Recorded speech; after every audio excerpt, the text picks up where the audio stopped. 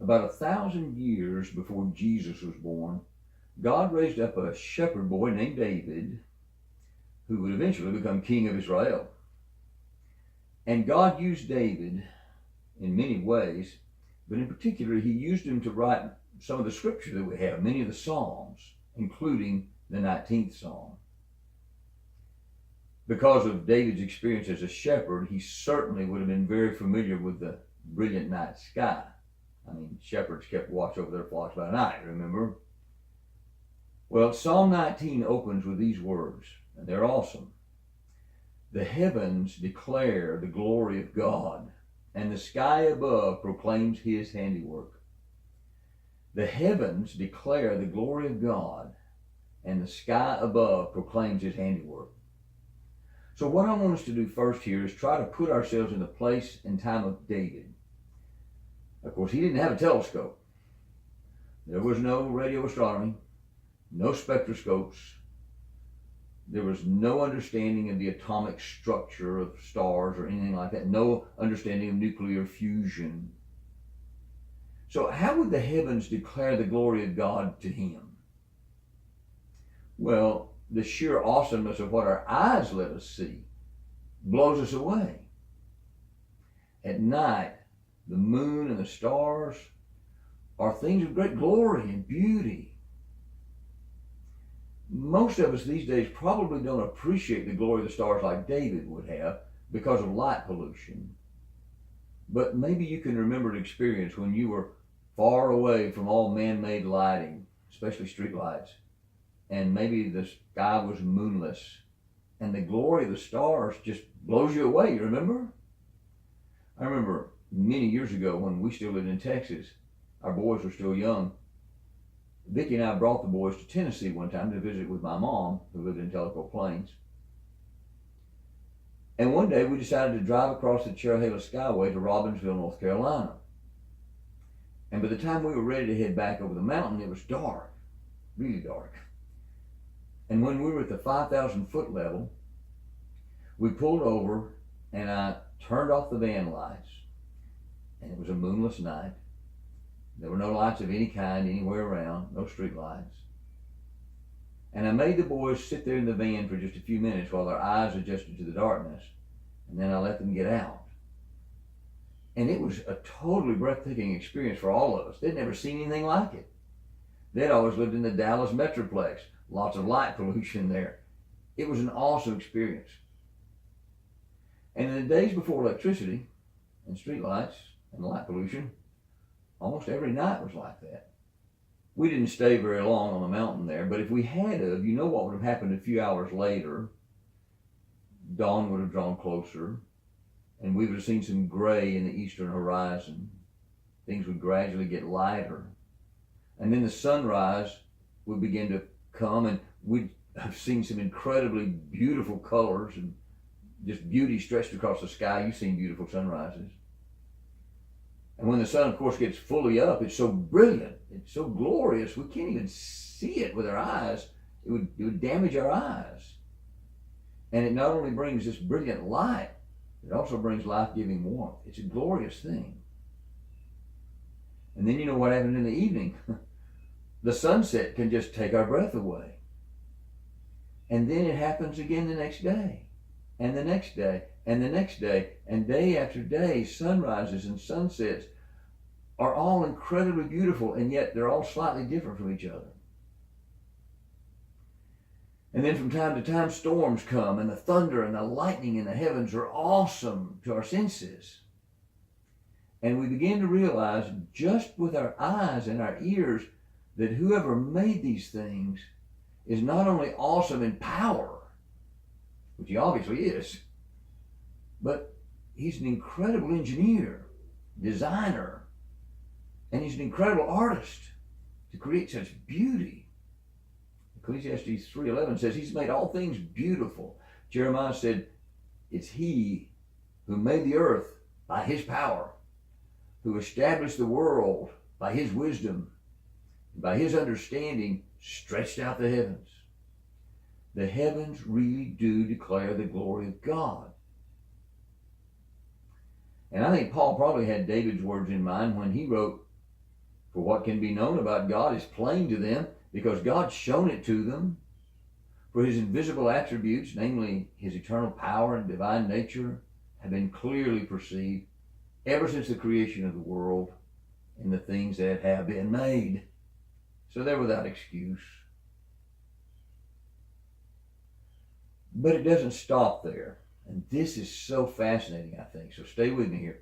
It's part of God's amazing timing that as time has passed, and as unbelievers have tried harder and harder to explain the creation without a creator, God has allowed us to see and understand more and more of his creation at the same time as rebellious men have come up with foolish schemes and ideas and hypotheses that supposedly let them pretend there's no God. Isaac Newton was one of the greatest scientists who ever lived, maybe the greatest scientist. You could argue that. And I'm not sure he was a genuine Christian, but he certainly loved and revered the Bible. He actually wrote a lot of Bible commentaries. And God allowed Isaac Newton to understand a little more of the creation than men before him could understand. And Newton understood enough to know there was so much more that he didn't understand. And Newton said at one point, "I must confess to a feeling of profound humility in the presence of a universe which transcends us at almost every point. I feel like a child who, while playing by the seashore, has found a bright colored shell and a few pebbles, while the whole vast ocean of truth stretches out almost untouched and unruffled before my eager fingers."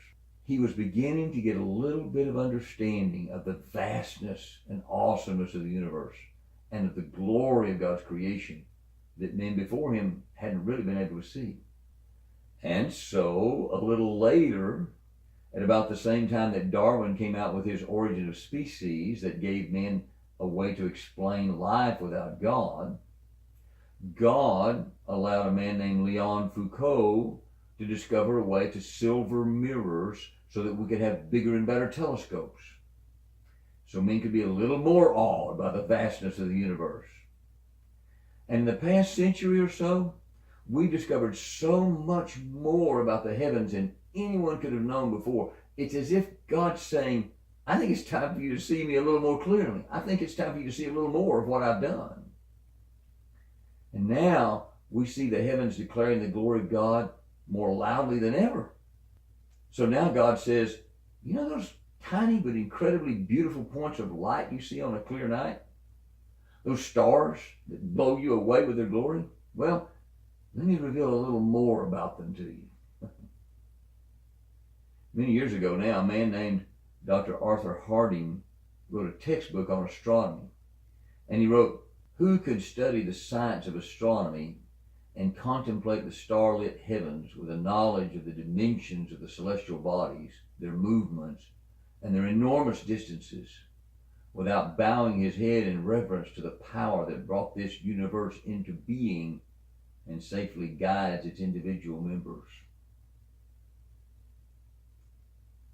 So, for example, that milky white band that stretches across the sky that's especially brilliant on a late summer night, we call it the Milky Way.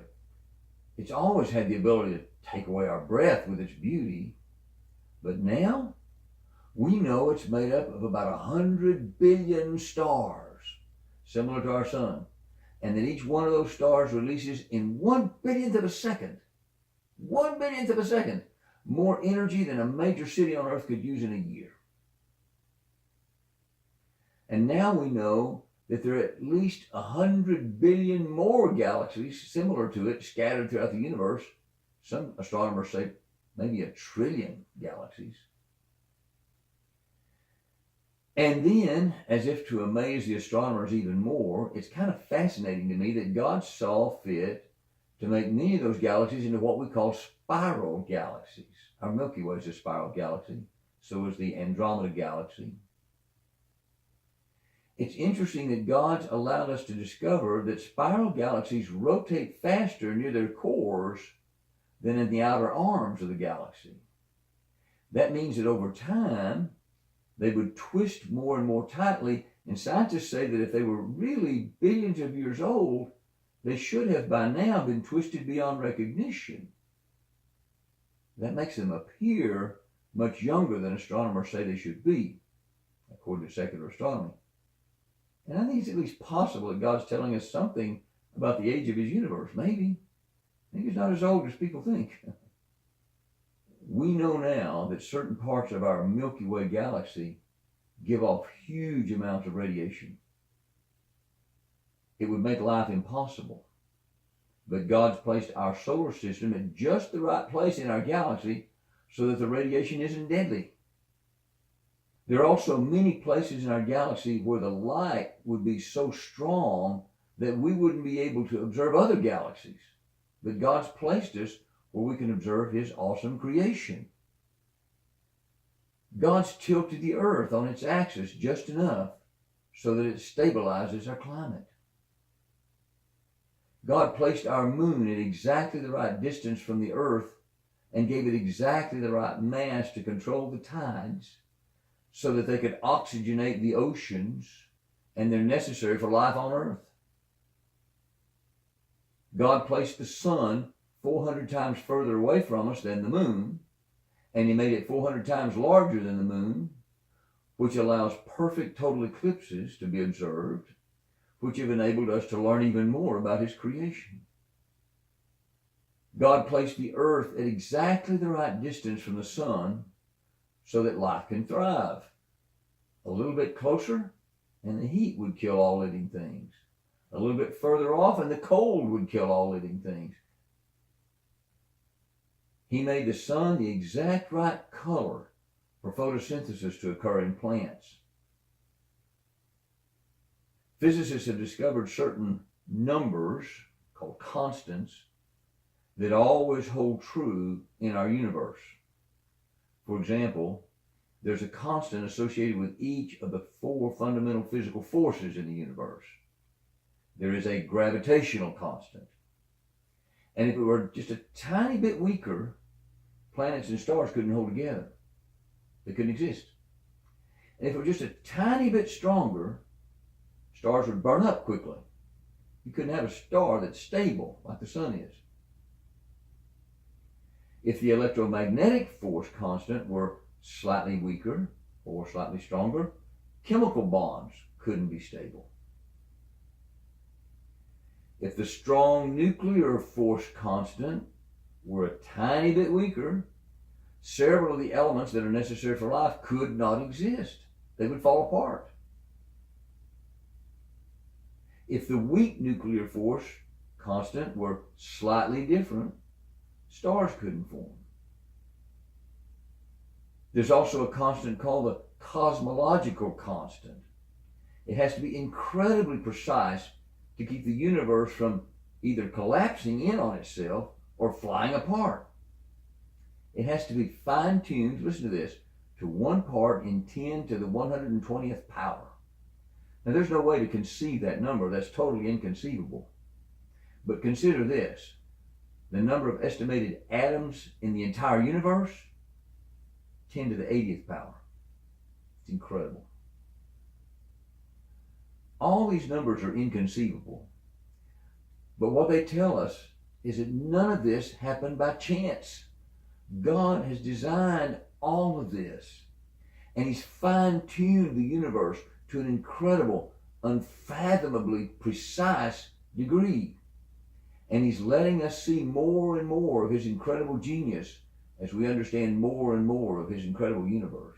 It's mind-boggling. God put the giant planets like Jupiter and Saturn outside the Earth's orbit, and they tend to pull space debris like comets away from the Earth's orbit, which protects us from devastating collisions.